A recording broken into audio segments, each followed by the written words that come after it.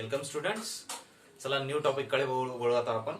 Last lecture मध्ये आपण काही रिलेशन्स बघितले. रिलेशन आपण कशा कशाचं बघितलं. आपण रिलेशन बघितलं आरएमएस स्पीड, गॅस मॉलिक्युल्सची आरएमएस स्पीड आणि टेम्परेचर या दोघांमध्ये काय रिलेशन आहे ते आपण बघितलं. ते टेम्परेचर सोबत कसे रिलेट होतात आणि टेम्परेचर जर का चेंज झालं तर आरएमएस स्पीड मध्ये काय फरक पडतो हे आपण बघितलं. ओके, ठीक आहे. आता आणखी एक एक्सप्रेशन आहे, त्या एक्सप्रेशन कडे जाऊ आता आपण. आता आपल्याला एक्सप्रेशन बघायचं आहे. बघा क्वेश्चनच आहे, एक ऍडिशनल पॉइंट आहे पण इम्पॉर्टंट आहे, लक्ष द्या. ठीक आहे. Comment about the relation between speed of sound in gas and RMS speed of molecules. बघा काय म्हणताय, कमेंट करा म्हणतोय, म्हणजे तुमचं एक ओपिनियन सांगा काय कशाबद्दल. तर speed of sound in gas and the RMS speed of gas molecules. Okay, we know that sound energy. मग साऊंड एनर्जी, जो साऊंड आहे तो साऊंड मध्ये साऊंड जो आहे आपला साऊंड हा गॅस मधून ट्रॅव्हल होत असताना त्याची व्हेलॉसिटी म्हणजे त्याची स्पीड काय आहे ते, आणि त्या गॅस मॉलिक्युल्सची की ज्या गॅस मॉलिक्युल मधून साऊंड एनर्जी म्हणजेच साऊंड ट्रान्सफर होत आहे त्याच्या आरएमएस स्पीड, या दोघांबद्दल काय करायचे आपल्याला कमेंट करायचे. त्यांचं रिलेशन कसं आहे, ते स्पीड एकमेकाशी कसे रिलेट आहेत ते आपल्याला बघायचं आहे. ओके, पहा मग तुम्हाला माहिती असेल आपण एक 11th मध्ये एक चॅप्टर शिकलोय साऊंड वेव्ह. त्या साऊंड वेव्ह चॅप्टर मध्ये आपण एक रिलेशन बघितलं होतं, ते म्हणजे काय आहे, speed of sound in gas. गॅसची स्पीड काय आहे साऊंड मध्ये ते आपण बघितली. Speed of sound in gas, त्याचं रिलेशन काय, त्याचं एक्सप्रेशन काय ते आपण बघितलं. ते एक्सप्रेशन आहे Vs is equals to √ gamma RT upon M0. Gamma RT upon M0 हे एक्सप्रेशन आपण बघितलेलं आहे. एकदा पासाल 11th मध्ये बुक मध्ये पासाल साऊंड वेव्ह चॅप्टर मध्ये, त्यामध्ये तुम्हाला दिसून जाईल आपण लिहून दिलेलं आहे. मी तुम्हाला तुमच्या नोट्स मध्ये ते अवेलेबल आहे, त्याबद्दल आपण डिस्कसही केलं होतं. ओके, मग यामध्ये पहा gamma RT upon M0. Gamma कशाला म्हटलं जातं, this symbol is pronounced as gamma and the gamma is adiabatic ratio. त्या गॅमाला काय म्हटलं जातं, ॲडियाबॅटिक रेशो. आणि हा रेशो कशा कशाचा आहे, तर हा रेशो आहे CP अपॉन CV चा. कशाचा आहे, CP अपॉन CV चा. मग प्रश्न आणखी, what is mean by CP and what is mean by CV. तर CP काय आहे, specific heat at constant pressure and CV is the specific heat at constant volume. मग स्पेसिफिक हीट म्हणजे काय, तर एकदम इझी असं आहे. स्पेसिफिक हीट म्हणजे अशी हीट की म्हणजेच अशी अमाऊंट ऑफ हीट की ज्यामुळे एखाद्या ऑब्जेक्टचं टेम्परेचर ही 1 डिग्री सेल्सिअसने वाढेल, त्या हीटला म्हटलं जातं स्पेसिफिक हीट. म्हणजे त्याची जर का डेफिनेशन तुम्हाला म्हणायची झाली, the specific heat is defined as the heat which is required to raise the temperature by 1 degree Celsius. The heat which is required to raise the temperature by 1 degree Celsius. Okay, म्हणजे एखादं water असेल, वॉटरचे specific heat म्हणजे त्या वॉटरचं सध्या काही temperature असेल, एखादं particular suppose करा 50 डिग्री सेल्सिअस त्याचं टेम्परेचर आहे. मग ते टेम्परेचर 1 डिग्री सेल्सिअसनं वाढण्यासाठी म्हणजे 51 डिग्री सेल्सिअस होण्यासाठी जेवढी हीट आपल्याला रिक्वायर आहे त्या हीटला म्हटलं जातं स्पेसिफिक हीट. मग इथं CP आहे, P म्हणजेच काय, ऍट कॉन्स्टंट प्रेशर. तर specific heat at constant pressure म्हणजे ज्या वेळेला स्पेसिफिक हीट आपण काउंट केलेली असेल त्यावेळेला प्रेशर कॉन्स्टंट असेल, आणि CV म्हणजे काय, ऍट कॉन्स्टंट व्हॉल्यूम. आणि या दोघांच्या रेशोलाच काय म्हटलं जातं, gamma, and that ratio is known as adiabatic ratio. Okay, and you know that R is the gas constant, T is temperature and M0 is the molar mass of that gas. Okay, हे आहे speed of sound in गॅसचं expression. आणि या वेळेला हा जो gamma आहे, या गॅमाची व्हॅल्यू कशी राहते, तर maximum value of gamma is 5/3. त्या गॅमाची मॅक्सिमम व्हॅल्यू ही किती असते नेहमी, म्हणजे या केसमध्ये किती असते, 5/3 मॅक्सिमम आहे. 5/3 च्या वरती जाणार नाही, त्याच्यापेक्षा खाली, त्याच्यापेक्षा कमी व्हॅल्यू असू शकते, परंतु 5/3 च्या वरती जाणार नाही. ती कशी आहे, मॅक्सिमम व्हॅल्यू आहे. ओके, आणि कशासाठी आहे, मोनोएटॉमिक गॅस साठी. पहा मग आपल्याला इथं फक्त 2 रिलेशन दाखवायचे आहेत, आणि एक रिलेशन जे आहे RMS speed of sound of gas, हे आपण लास्ट लेक्चर मध्येच कॅल्क्युलेट केलं. ते काय आहे, Vrms is equals to √ 3RT upon M0. आणि याला तुम्ही V² च्या फॉर्मॅट मध्ये घ्याल तर V² is equals to 3RT upon M0. ठीक आहे. मग आता हे आहे 2 एक्सप्रेशन. हे स्पीड आहे कशाची, साऊंडची इन अ गॅस, आणि ही स्पीड आहे त्या गॅस मॉलिक्युल्सची आरएमएस स्पीड की ज्या गॅस मधून हा साऊंड वेव्ह काय करत आहे, ट्रॅव्हल करत आहे. ओके, मग आपल्याला तेच विचारलेलं आहे, याच्या स्पीड मध्ये आणि याच्या स्पीड मध्ये रिलेशन काय, हे स्पीड कसे आहेत एकमेकांसोबत. मे बी एकाची स्पीड जास्त आहे आणि एकाची कमी आहे, की दोघांची एक सारखी आहे, की एखाद्याची खूप जास्त आहे आणि एकाची खूप कमी आहे, त्याबद्दल कमेंट आपल्याला करायची आहे. तर पहा, the sound wave can not move faster than the average speed of molecules. We know that the sound wave cannot move faster than the average speed of molecule. जे ऍव्हरेज स्पीड आहे मॉलिक्युल्सची, म्हणजे एखाद्या container मध्ये जर का gas molecules आहे आणि त्याच्याकडे काहीतरी ऍव्हरेज स्पीड आहे, because we know that the gas molecules are always in a random motion, त्यांच्याकडे काय स्पीड आहे, तर त्याची जी ऍव्हरेज स्पीड आहे त्या ऍव्हरेज स्पीड पेक्षा गॅस मॉलिक्युल मध्ये साऊंड वेव्ह हे जास्त स्पीडनी मूव्ह होत नाहीत. कॅन नॉट मूव्ह, ते मूव्ह करू शकत नाहीत. काय करू शकत नाही, मूव्ह करू शकत नाहीत, फास्टर मूव्ह करू शकत नाहीत. म्हणजेच आरएमएस स्पीड किंवा एखाद्या गॅस मॉलिक्युलची ऍव्हरेज स्पीड जर का 50 मीटर पर सेकंद असेल, सपोज कन्सिडर करा, तर त्या गॅस मधून साऊंड वेव्ह जो आहे हा त्या 50 मीटर पर सेकंड पेक्षा जास्त फास्टर मूव्ह होऊ शकत नाही. Can not move faster. Okay, त्यावेळेला गॅमाची व्हॅल्यू इथे कशी दिली आहे, लेस दॅन 3. हाऊएव्हर म्हणजेच काय, याला म्हणतो आपण मात्र, परंतु म्हणा, मात्र म्हणा. Okay, however the speed of both is same in magnitude. However the speed of both is same in magnitude. जरीही ती फास्टर मूव्ह होत नाही, जरीही साऊंड वेव्ह ही गॅस मॉलिक्युलच्या ऍव्हरेज स्पीड पेक्षा फास्टर मूव्ह होत नाही, परंतु त्या दोघांची स्पीड हे कशी राहते, near about it remains same in magnitude. Near about दोघांचंही मॅग्निट्यूड कसं असतं, सेम असतं. कोणीच कोणापेक्षा जास्त नाही आणि कोणीच कोणापेक्षा कमी नाही. नियर अबाउट ते कसे चालतात, एकसारखे चालतात. आणि एकसारखे चालण्यामागचं कारणही आहे. कारण काय, तर आपण स्टडी केलेला आहे साऊंड वेव्ह मध्ये. We know that sound wave is a which type of wave. कोणती टाइप आहे वेव्हची, longitudinal type of wave. Yes, we know that, we have studied in 11th class. ते आपण शिकलेलो आहे 11वी मध्ये. लॉन्जिट्युडिनल टाइप ऑफ वेव्ह आहे आणि ऍक्च्युअल मध्ये लॉन्जिट्युडिनल तर आहे, परंतु बेसिकली ही कोणती वेव्ह आहे, ही एक मेकॅनिकल वेव्ह आहे. साऊंड वेव्ह ही कोणती वेव्ह आहे, एक मेकॅनिकल वेव्ह आहे. And we know that for the propagation of mechanical wave there should be the medium require. काय गरज आहे आपल्याला, मीडियमची गरज आहे. मेकॅनिकल वेव्हला ट्रान्सफर होण्यासाठी कशाची गरज असते, मीडियमची गरज असते. आपण शिकलेलो आहे 11th मध्ये डिटेल मध्ये. मग पहा, साऊंड वेव्ह गॅस मधनं मूव्ह होत आहे, याचा मिनिंग काय, आधी तर साऊंड वेव्ह मूव्ह होत आहे, याचा अर्थ की तिथं काहीतरी मीडियम अवेलेबल आहे. जोपर्यंत एखादं मीडियम अवेलेबल नसेल कॅरी करण्यासाठी वेव्हला, तोपर्यंत साऊंड वेव्ह मूव्ह होऊ शकत नाही. मग याचा मिनिंग काय, साऊंड वेव्ह गॅस मधनं मूव्ह होत आहे, तर गॅस मध्ये काय असेल, तिथं मीडियम असेल. मग मीडियम म्हणून काय ऍक्ट करतं, तर गॅसचे जे मॉलिक्युल्स आहेत ते मॉलिक्युल्सच ऍज अ मीडियम म्हणून ऍक्ट करतात. कशासाठी, तर साऊंड वेव्ह किंवा साऊंड एनर्जी ट्रान्सफर करण्यासाठी. कशासाठी, साऊंड वेव्ह किंवा साऊंड एनर्जी ट्रान्सफर करण्यासाठी. मग याचाच अर्थ जसे जसे मॉलिक्युल्स समोर समोर आहेत, तसं तसं काय साऊंड वेव्ह आपला ट्रॅव्हल होत जातो, समोर समोर जातो. जसे जसे मॉलिक्युल्स त्याला मिळतात, कारण जोपर्यंत मीडियम मिळणार नाही तोपर्यंत साऊंड वेव्ह ट्रॅव्हल होणार नाही. आणि ते जे मॉलिक्युल्स आहेत ते मॉलिक्युल्सच ऍज अ मीडियम म्हणून काय करतात, ऍक्ट करतात साऊंड वेव्ह ट्रान्सफर होण्यासाठी. मग तोच पॉइंट लिहिलाय पहा, these molecules acts as a medium to transport sound energy.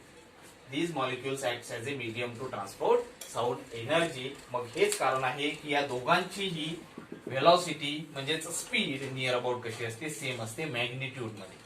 Same असते कशी, मॅग्निट्यूड मध्ये. त्याची डायरेक्शन चेंज होऊ शकते, because we know that gas molecules are move in a random motion with all possible velocities in all possible direction. ठीक आहे, परंतु त्या दोघांचं मॅग्निट्यूड नियर अबाउट कसं राहतं, सेम राहतं. मग एक एक्झाम्पल म्हणून दिलेलं आहे की कोणत्या गॅसमध्ये आरएमएस स्पीड कशी ट्रॅव्हल होते आहे त्याची. ते एक्झाम्पल दिलंय पहा, the speed of sound in H2 gas is comparable to the RMS speed of H2 molecules.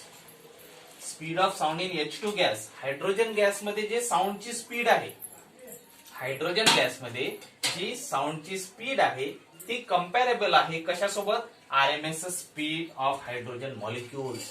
म्हणजेच हायड्रोजनचा जर का हायड्रोजन मॉलिक्युल गॅस घेतला तर त्यामध्ये हायड्रोजन मॉलिक्युलची जी आरएमएस स्पीड आहे याच्याशीच कम्पेअर काय असेल, साऊंड वेव्हची स्पीड असेल. म्हणजे नियर अबाउट ते कसे राहतील, सारखे राहतील.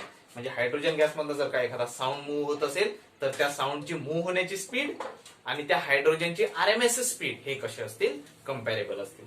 तसंच कसं आहे N2 gas to the RMS speed and N2 molecule same in a nitrogen gas. Okay, आलं लक्षात तुमच्या?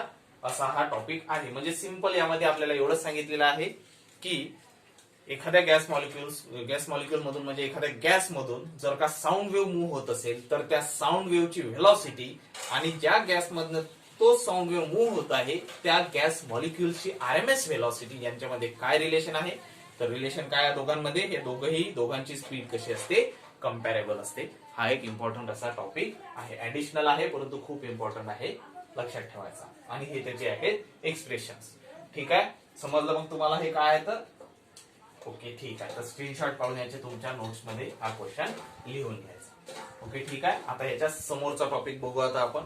आणखी एक टॉपिक आहे तो आपल्याला डिस्कस करायचा. नेक्स्ट क्वेश्चन आहे आपला, how kinetic energy of gas molecule is related with the temperature. How kinetic energy of gas molecule is related with the temperature. Simple असा क्वेश्चन आहे आणि लॉजिकली तुम्ही स्वतःही याचा आन्सर सांगू शकता की काय आहे. विचारलेलं काय आहे, कायनेटिक एनर्जी जी आहे गॅस मॉलिक्युल्सची ती टेम्परेचर सोबत कशी रिलेटेड आहे. कशी रिलेटेड आहे म्हणजे टेम्परेचर मध्ये जर का चेंज झाला, टेम्परेचर मध्ये जर का बदल आला तर कायनेटिक एनर्जी मध्ये काय बदलेल, कसा बदलेल. ऑब्व्हियसली विचार करा थोडासा. सिंपल आहे. कायनेटिक एनर्जी कशावर डिपेंड आहे टोटली? कायनेटिक एनर्जी म्हणजे काय? मोशन मध्ये असताना जी एनर्जी असते ती कायनेटिक एनर्जी. ओके, मोशन मध्ये आहे म्हणजेच काय, त्याच्याकडे व्हेलॉसिटी आहे. मग जेवढी जास्त व्हेलॉसिटी तेवढी कायनेटिक एनर्जी असते हे आपल्याला माहिती आहे. मग आता कायनेटिक एनर्जी आणि टेम्परेचर मध्ये काय रिलेशन असेल तर जे व्हेलॉसिटी मध्ये आणि टेम्परेचर मध्ये रिलेशन असेल. म्हणजे सिंपल, टेम्परेचर वाढवलं तर काय वाढते? गॅस मॉलिक्यूलची हालचाल वाढते. तुम्हाला माहित आहे, पाणी उकळायला ठेवलं तुम्ही, जसं जसं टेम्परेचर त्याचं वाढत जाते, पाणी असं खूप उकळायला लागते, एकदम त्याचे मॉलिक्युल्स जे आहेत काय होतात, जोरात फिरायला लागतात, त्यांची व्हेलॉसिटी वाढते. टेम्परेचर वाढवलं तर व्हेलॉसिटी वाढेल आणि व्हेलॉसिटी वाढली म्हणजेच कोणती एनर्जी वाढली? कायनेटिक एनर्जी वाढली. व्हेलॉसिटी वाढली म्हणजेच कोणती एनर्जी वाढली? कायनेटिक एनर्जी वाढली. म्हणजे यावरनं आपल्याला काय लक्षात येते तर as we increases the temperature the kinetic energy of that gas molecules also increases. म्हणजेच दोघांचंही रिलेशन कसं आहे? डायरेक्ट आहे. दोघांचंही प्रपोर्शन कसं आहे? डायरेक्ट आहे. ओके, मग तोच क्वेश्चन आता bye using kinetic theory of gases आपल्याला प्रूफ करायचं आहे आणि त्याचं एक्सप्रेशन फाइंड आउट करायचं आहे. त्याचं काय करायचं आहे? एक्सप्रेशन फाइंड आउट करायचं. एकदम इझी असं एक्सप्रेशन आहे बघा. 2-3 स्टेप मध्ये तुमचा आन्सर येऊन जाईल. By using kinetic theory of gases. तर कायनेटिक थिअरी ऑफ गॅसेस मध्ये आपण एक एक्सप्रेशन फाइंड आउट केलं. We know that from kinetic theory of gases the pressure is given by. प्रेशरचा फॉर्म्युला काय? P is equal to 1/3 rho C square. हा formula आहे. इथं व्ही स्क्वेअर. ठीक आहे. रो म्हणजेच काय? मास पर युनिट व्हॉल्यूम आणि मास म्हणजेच काय? N capital N into small M total mass of that gas molecule. हा पण एक फॉर्म होता प्रेशरच्या एक्सप्रेशनचा, आपण बघितलेला आहे. मग आता याच फॉर्मचा, याच एक्सप्रेशनचा वापर करून आपण समोर सॉल्व्ह करू. बघा, हे आहे प्रेशरचं equation 1/3 N M upon V, where this V is volume of that gas molecule and this V square bar is the RMS speed of that gas molecules. Okay, मग पहा, या हा P आहे, या V ला इथे ट्रान्सफर केला, term काय बनली? PV is equals to. आता इथं थोडीशी ऍडजस्टमेंट केली. ऍडजस्टमेंट काय? तर या इक्वेशनला 2 मल्टिप्लाय केला आणि 2 डिवाइड केलं. काय केलं? 2 मल्टिप्लाय केलं आणि 2 काय केलं? डिवाइड केलं. Multiplied by 2 and divided by 2. ठीक आहे. मल्टिप्लाइड बाय 2 केलं तर 2/3 आणि डिवायडेड बाय 2 हा इथे लिहिला. त्यापैकी हा n यामध्ये लिहिला आणि ब्रॅकेट मध्ये एक टर्म लिहिली half M V square bar. Okay, इथं आपण काय केलं? थोडंसं ऍडजस्टमेंट केली. ऍडजस्टमेंट काय होती? Multiplied and divided by 2. ठीक आहे, समोर जाऊ. मग आता तुम्ही आता जर का केअरफुली या एक्सप्रेशनला ऑब्झर्व केलं तर या एक्सप्रेशन मध्ये हा जो ब्रॅकेट आहे, या ब्रॅकेटच्या आतमधली जी टर्म आहे ती टर्म आपल्याला नोन आहे आणि त्या टर्मला म्हटलं जातं half time M V square. काय आहे? कायनेटिक एनर्जीचा फॉर्म्युला आहे. कशाचा फॉर्म्युला आहे? कायनेटिक एनर्जीचा फॉर्म्युला आहे. मग समोर पहा, here half time M V square bar is represented by the average translational kinetic energy. याला कोणती एनर्जी म्हटलं आपण? Translational kinetic energy of ideal gas molecule. कारण आपण कन्सिडरेशन मध्ये कोणता गॅस घेतलेला आहे? आयडियल गॅस घेतलेला आहे. ओके, आयडियल गॅस बद्दल आपण याचा स्टडी म्हणजे आयडियल गॅस कन्सिडरेशन मध्ये आपल्या आहे. ठीक आहे. मग तेच हे, मग आता ही हे झालं, हा एन सोडला तुम्ही या ब्रॅकेट मध्ये आहे kinetic energy, simple kinetic energy. आणि पूर्ण गॅस मॉलिक्युल्स जेवढे त्या कंटेनर मध्ये आहेत त्या सर्वांची जर का कायनेटिक एनर्जी काढायची असेल तर त्या कायनेटिक एनर्जीला आपल्याला कशाने मल्टिप्लाय करावं लागेल? नंबर ऑफ मॉलिक्युल्सला. एकाची जर का 5 आहे तर 10ची किती? बरोबर आहे ना, मल्टिप्लिकेशन करतो म्हणून N, capital N is the number of molecule. मग याने याला मल्टिप्लाय झालं म्हणजे ही काय झाली? Total kinetic energy. This is the kinetic energy of single molecule. When we multiply it by capital N, that is number of gas molecules, then it becomes the total kinetic energy of that gas. Is here N into half time mv square is equals to E, that is total energy of that gas. काय म्हणली हे? Total energy of that gas. ठीक आहे. मग याला equation number 1 दिलं. मग by using equation 1 PV is equals to 2/3 into E. आता ही जी टर्म आहे या टर्मच्या जागी आपण काय पुट केला? ई पुट केला. ठीक आहे. This is equation number 2.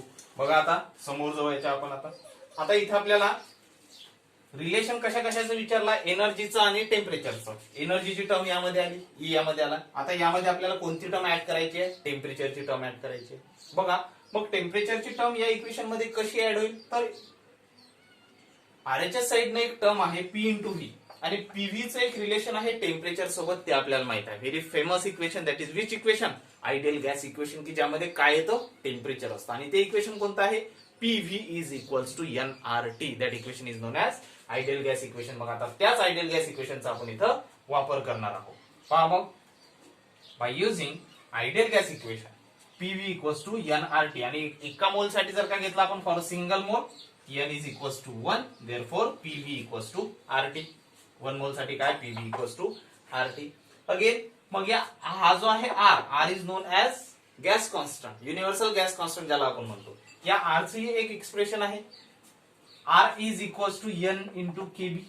शिकलेला आपण, आय थिंक फर्स्ट का सेकंड लेक्चर मध्ये हे रिलेशन सांगितले होते मी. आणि त्यावेळेस हे सांगितलं होतं की हे रिलेशन्स आपल्याला समोर जाऊन खूप महत्वाचे ठरणार आहेत. एक्सप्रेशन सॉल्व्ह करण्यासाठी त्याचा यूज होणार आहे. मग R is equals to N k B T, PV equals to RT. तर PV इक्वल्स टू R च्या जागी काय पुट केलं? N केबी इंटू टी मिळालं. ठीक आहे. हे मिळालं PV ची value. Now put this value in equation number 2. And now observe that instead of PV, we introduce a term temperature with the number of moles and the Boltzmann constant, where Kb is the Boltzmann constant. Kb ला काय म्हटलं जातं? Boltzmann constant. Okay. मग PV equals to N kBT, ती value यामध्ये put केली तर आपल्याला इक्वेशन काय मिळेल? N kBT is equals to 2/3 into E. आता यामध्ये समोर काही याला सॉल्व्ह करायची गरज नाही, कारण समोर काही सॉल्व्ह होत नाही आता. ओके. मग आता आपल्याला एनर्जीच्या फॉर्मॅट मध्ये घेऊ आपण. या एनर्जीला इथे ठेवा, सर्व टर्म्सला इकडे पाठवा. 2/3 इथे आल्यानंतर काय होऊन जाईल? 3/2. मग फायनल रिलेशन, फायनल इक्वेशन काय मिळालं बघा?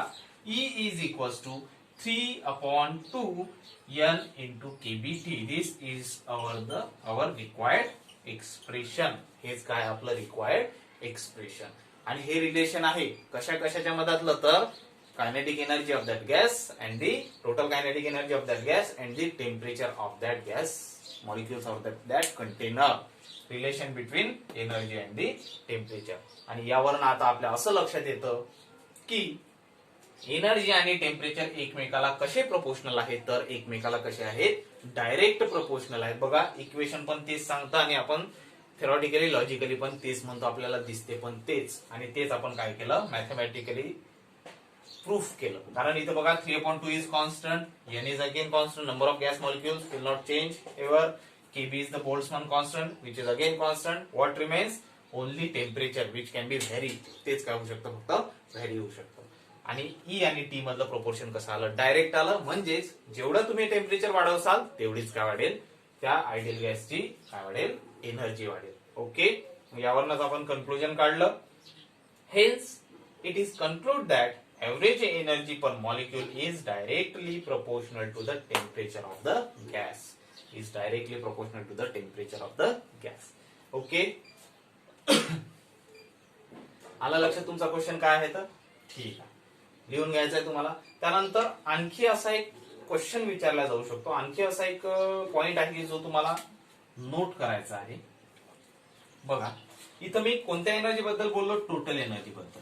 कशाबद्दल बोललो? Total energy. मग आपण शिकलेलो आहे टोटल एनर्जी म्हटलं म्हणजे दोन एनर्जीचे ऍडिशन असतं हे आपल्याला माहित आहे. कोणकोणती? एक पोटेन्शियल एनर्जी आणि एक कायनेटिक एनर्जी. मग इथं तर टोटल एनर्जी हे फक्त कायनेटिक एनर्जीच म्हटलं, मग पोटेन्शियल एनर्जी इथं नाही आहे का? आता लिहिलेली नाहीये याचा अर्थ नसेलच. मग पोटेन्शियल एनर्जी नाही तर त्याच्या मागचं रिझन काय आहे की पोटेन्शियल एनर्जी इथं आपण घेतली नाही, हा एक पॉइंट आहे. विचार करायचा आन्सर काय असेल? Total energy is equals to potential energy plus kinetic energy. But when we studied this question only kinetic energy is included and potential energy is absent. Then why potential energy is absent? Why potential energy is absent? विचार करा, एकदम easy असं आहे. तर पहा, एक तर तुम्ही सरळ सरळ सांगू शकता की गॅस मॉलिक्युल्स आहेत, नेहमी रॅन्डम मोशन मध्ये असतात म्हणून नेहमी फिरत राहतात म्हणून त्यांच्याकडे कोणती एनर्जी आहे? कायनेटिक एनर्जीच आहे, टोटल एनर्जी नाहीये. हे एक त्याचं रिझन. परंतु आणखी जर का मोर अॅक्युरेट गेले तर काय म्हणसाल तुम्ही? We know that here we consider a ideal gas and the difference between ideal gas and real gas is what? Ideal gas इथं कन्सिडर केला आणि रिअल गॅस आणि आयडियल गॅस मधला फरक काय आहे तुम्हाला माहिती आहे? आयडियल गॅस म्हणजे काय? There is no intermolecular attraction or the intermolecular collision म्हणून त्याला आपण. इंटरॅक्शन त्या दोघांमध्ये नसतं. आधीच सांगितलं होतं आयडियल गॅस आणि रिअल गॅस मध्ये फरक काय? तर आयडियल गॅसचे मॉलिक्युल्स एकमेकाशी इंटरॅक्ट होत नाहीत, एकमेकाला ते अट्रॅक्टही करत नाहीत, एकमेकाला ते दूरही लोटत नाहीत. There is no intermolecular force between them. It is the exact word. There is intermolecular force of attraction is absent. मग इंटरमॉलिक्युलर फोर्स ऑफ अट्रॅक्शन जर का अब्सेंट असेल कशामध्ये? आयडियल गॅसमध्ये. मग आता बघा, इंटरमॉलिक्युलर फोर्स ऑफ अट्रॅक्शन जर का अब्सेंट आहे तर ते एकमेकाच्या जवळ येणार नाहीत. आणि इंटरमॉलिक्युलर कोलिजन जर का आपण निग्लेक्ट केलं किंवा कोलिजन जरी त्यांच्यामध्ये असलं तरी ते एकमेकाला लागल्यानंतर ते स्टॉप होणार नाहीत, ते डायरेक्शन चेंज करतील. काय करतील? डायरेक्शन चेंज करतील. मग डायरेक्शन चेंज केली, ते स्टॉप झाले नाहीत. स्टॉप झाले नाहीत याचा मिनिंग काय? ते रेस्ट मध्ये नाहीत. आणि पोटेन्शियल एनर्जीचा अभ्यास आपण केव्हा करतो? ज्या वेळेला एखादा ऑब्जेक्ट कुठे येतो? रेस्ट मध्ये येतो. परंतु इथं तसं होऊनच नाही राहिलं. The gas molecules are always in a random motion. The gas molecules are always in a random motion with all possible velocities in all possible direction. Hence, here the potential energy is absent. Hence, here the potential energy is absent. म्हणूनच total energy is completely equals to kinetic energy. मग याचं जर का note करायचं असलं तर कसं note करसाल? Here we here the ideal gas is take into the consideration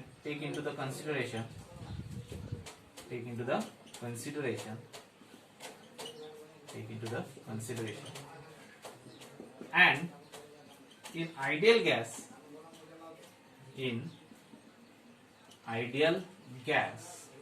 ideal gas there is no intermolecular force. There is intermolecular force is absent. Intermolecular force is absent or intermolecular force is absent म्हणा किंवा ते molecules कशा आहेत? Non interacting or the molecules are non-interacting. ते molecules एकमेकांसोबत काय करतात? Interact होतच नाही. They are non interacting. Hence here the energy is purely kinetic. Here the energy is purely kinetic. म्हणजेच इथं एनर्जी कशी आहे? प्युअरली कायनेटिक आहे. तिथं पोटेन्शियल एनर्जी नाही आहे. आणि हे आहे त्याच्या मागचं रिझन. क्वेश्चन विचारला जाऊ शकतो, why in ideal gas the energy is purely kinetic? Why the ideal gas is energy is purely kinetic? Okay, आलं लक्षात? मग तुमच्या क्वेश्चन काय? तर एकदम इझी असा क्वेश्चन हा आहे. तर बघा, स्क्रीनशॉट काढून नोट्स मध्ये लिहून घ्या. आता याच्यासमोर थोडासा तुमच्या टेक्स्टबुक मध्ये एक बॉक्स मध्ये जो टॉपिक दिलेला आहे त्या टॉपिक बद्दल आपण काय करू? थोडंसं डिस्कशन करू. ओके, ठीक आहे. बघा मग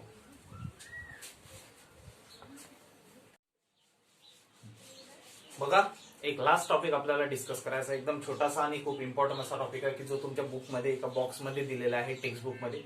पहा, हेडिंग आहे distribution of speed of molecules. Heading काय आहे? Distribution of speed of molecules. पहा, we know that gas molecules are always in random motion. हे आपलं पाठच झालेलं हे आपल्याला माहिती आहे. गॅस मॉलिक्युल नेहमी कशा असतात? रॅन्डम मोशन मध्ये असतात. आणि गॅसचा मॉलिक्युल हा एकच असतो का की ज्याची स्पीड आपल्याला माहिती पडेल की याची स्पीड एवढी एवढी आहे? नाही. There are number of gas molecules are present in a gas. एखाद्या गॅस कंटेनर मध्ये number of gas molecules present असतात. लाखो करोडो गॅस मॉलिक्युल्स काय असतात? प्रेझेंट असतात. मग आता आणखी असा एक क्वेश्चन डोक्यात येत नाही का की सर्व आपण सध्या गॅस मॉलिक्युलच्या स्पीड बद्दल बऱ्याचदा डिस्कस केलं, त्याचे एक्सप्रेशन आपण फाइंड आउट केले, परंतु हा एक क्वेश्चन की सर्व गॅस मॉलिक्युलची स्पीड ही एकसारखीच असते का? Question mark. सर्व गॅस मॉलिक्युलची स्पीड ही एकसारखीच असते का? तर ऑब्व्हियसली आणि असू शकते का? तर ती एकसारखी नसते आणि ती होऊच शकत नाही. सर्व गॅस मॉलिक्युलची स्पीड एकसारखी असणं पॉसिबलच नाही, बरोबर आहे ना? तर मग सारखी जर का नसते तर त्यापैकी काही मॉलिक्युल्स असतात की त्यांची स्पीड, म्हणजे आपण असं म्हणू की जर का तिथे 100 मॉलिक्युल्स प्रेझेंट आहेत तर आपल्याला एक त्या 100 मॉलिक्युल्स पैकी किती मॉलिक्युल्स असे आहेत की त्यांची स्पीड हे नियर अबाउट सेम आहे, आणि किती मॉलिक्युल्स असे आहेत की त्यांची स्पीड खूपच कमी आहे, किंवा किती मॉलिक्युल्स असे आहेत की त्यांची स्पीड खूपच जास्त आहे, त्याबद्दलच डिस्कशन आहे. आणि त्यालाच म्हटलं distribution of speed of molecule. Word वरनच लक्षात येतं distribution of speed of molecules. मॉलिक्युल्सच्या स्पीडचं डिस्ट्रीब्युशन कसं आहे, कसं केलेलं आहे ते यामध्ये आपल्याला डिस्कस करायचं आहे. तर पहा, इथे मी एक ग्राफ काढला आहे. या ग्राफवरनं आपल्याला असं लक्षात येतं हे आहे ते ग्राफ. हा जो ग्राफ आहे हा ग्राफ कशाबद्दलचा आहे? डिस्ट्रीब्युशन ऑफ स्पीड मॉलिक्युल बद्दलचाच आहे. मग पहा, आणि आणखी हे जे डिस्ट्रीब्युशन ऑफ हे दिलं आहे तर एक सायंटिस्ट होते ज्यांचं नाव आहे मॅक्सवेल.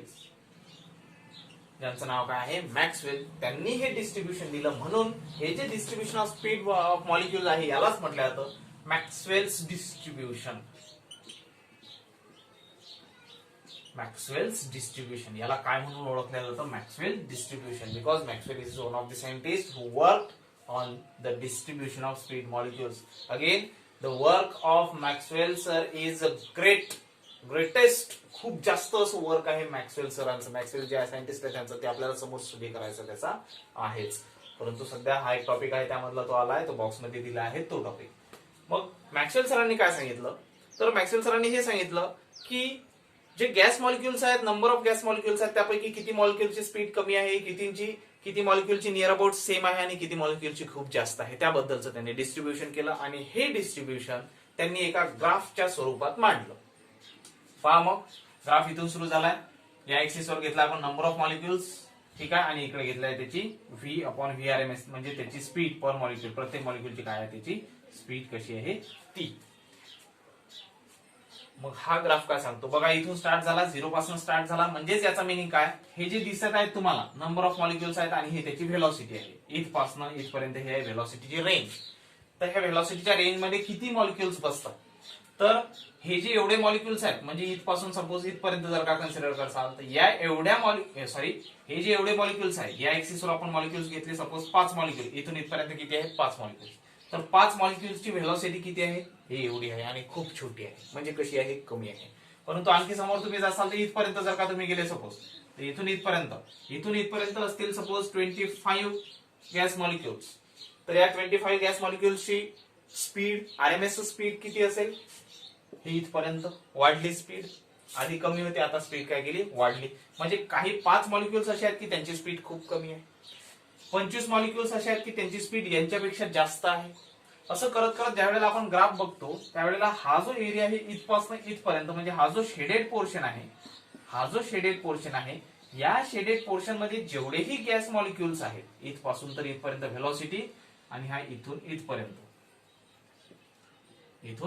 इथपर्यंत हा जो एरिया आहे एवढा, आणि हा जो एरिया आहे एवढा. हे जे एवढे गॅस मॉलिक्युल्स आहेत तेवढ्या गॅस मॉलिक्युल्सची व्हेलॉसिटी ही एवढी आहे. म्हणजे नियर अबाउट कशी आहे? सेम आहे. नियर अबाउट कशी आहे? सेम आहे, म्हणजेच काय? प्लस मायनस, जास्त पण आहे कमी पण आहे. मग तोच पॉइंट इथे लिहून ठेवलेला आहे. Shaded area having speed V and V plus DV. V ही इथं आहे आणि इथून त्याच्या समोरची व्ही प्लस डीव्ही आणखी त्यापेक्षा थोडीशी जास्त, त्याच्या समोरच्याची त्याच्यापेक्षा थोडीशी जास्त, त्याच्या समोरच्याची त्याच्यापेक्षा थोडीशी जास्त. म्हणजे हा जो शेडेड पोर्शन आहे एवढा एरिया आपण असा कन्सिडरेशन मध्ये घेतला की एवढ्या एरियातले म्हणजे एवढे नंबर ऑफ मॉलिक्युल्स असे आहेत की ज्यांची स्पीड, ज्यांची आरएमएस स्पीड हे कशी आहे चेंज होते in between V and V plus d V. हे कसे होते चेंज होते in between V and V plus d V. म्हणजे या दोघांमध्ये जास्त असा चेंज नाहीये, थोडासा चेंज आहे V and V plus d V. म्हणजे एकाची 1 आहे तर दुसऱ्याची 1.2 असेल, एकाची 1 आहे तर दुसऱ्याची 1.2 असेल. आणि राहिलेले जे समोरचे आहेत बघा इथं ग्राफ हा टेकत नाहीये, एंड होत नाहीये. म्हणजेच राहिलेले जे गॅस मॉलिक्युल्स आहेत म्हणजे काही गॅस मॉलिक्युल्स असे आहेत की त्यांची स्पीड कशी आहे इन्फिनिटी पर्यंत आहे. काही गॅस मॉलिक्युल्स असे आहेत की त्यांची स्पीड कशी आहे इन्फिनिटी पर्यंत आहे. This is called as Maxwell's distribution. त्यालाच काय म्हटलं जातं मॅक्सवेल डिस्ट्रीब्युशन. आणि मॅक्सवेलने कशाचं डिस्ट्रीब्युशन केलं तर स्पीडचं डिस्ट्रीब्युशन केलं मॉलिक्युल्सच्या, स्पीडचं डिस्ट्रीब्युशन केलं मॉलिक्युल्सच्या. ओके. आणि सिंपल आहे, कन्सेप्ट एवढाच आहे की गॅस कंटेनर मध्ये खूप सारे गॅस म्हणजे एक गॅस आहे त्यामध्ये खूप सारे मॉलिक्युल्स आहेत. प्रत्येक मॉलिक्युलची स्पीड ही एकसारखी नसते, म्हणून त्यापैकी काही गॅस मॉलिक्युल्स आहेत त्यांची स्पीड खूप कमी आहे आणि काही नंबर ऑफ गॅस मॉलिक्युल्स आहेत की त्यांची स्पीड एका शेडेड एरियामध्ये काहीतरी नियर अबाउट सेम आहे. आणि सेम आहे, नियर अबाउट सेम आहे, एक्झॅक्ट सेम नाही म्हटलं मी, नियर अबाउट सेम, परंतु त्यामध्ये चेंजेस कसा येतो V and V plus d V हा चेंज येतो. आणि राहिलेले जे समोरचे उरलेले जे गॅस मॉलिक्युल्स आहेत त्यांची स्पीड कशी आहे इन्फिनिटी आहे. खूप जास्त अशी स्पीड आहे की ज्याला आपण काउंटही नाही करू शकत, इन्फिनिटी अशी स्पीड आहे. Okay. So this is all about the distribution of speed of molecule. Important असा टॉपिक आहे. कन्सेप्च्युअल क्वेश्चन यामध्ये विचारले जाऊ शकतात. ठीक आहे, मग समजला आजचा टॉपिक. तर आजच्या लेक्चर मध्ये आपण काय काय बघितलं, आजच्या लेक्चर मध्ये आपण 2 एक्सप्रेशन बघितले आणि एक मॅक्सवेल डिस्ट्रीब्युशन बघितलं. ओके. तर आता याच्या समोरचा टॉपिक आपण बघू नेक्स्ट लेक्चर.